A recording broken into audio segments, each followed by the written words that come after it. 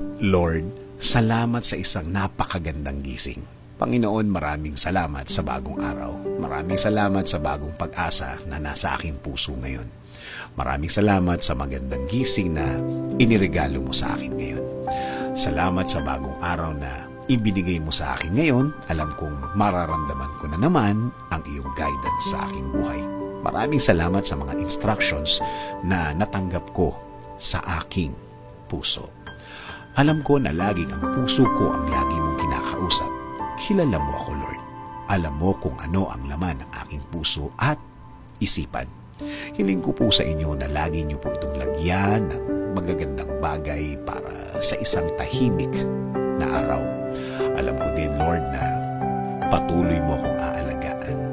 Tulad ng mga nakaraang mga araw na nagdaan, kung saan nararamdaman ko ang iyong pag-aalaga na bahagi ng iyong pagmamahal sa akin.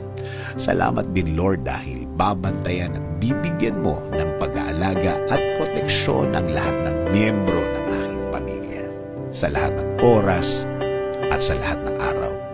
Oo, may mga problema din akong mararanasan, pero sa blessings niyo pa rin ako magfo-focus hanggang sa matapos ang aking araw ngayon.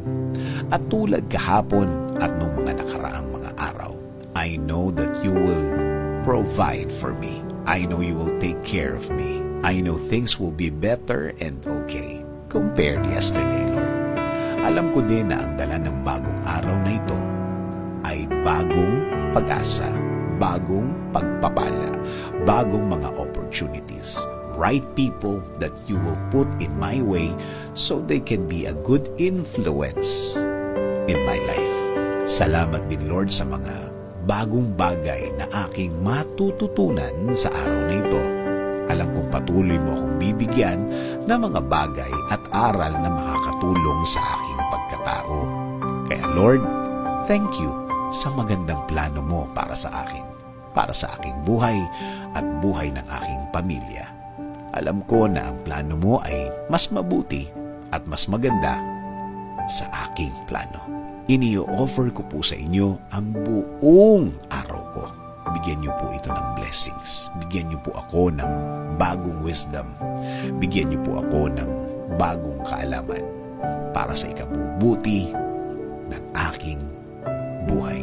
In Jesus' name we pray. Amen. Sabi nga sa Jeremiah 29:11, "For I know the plans I have for you, declares the Lord, plans for welfare and not for evil, to give you a future and a hope."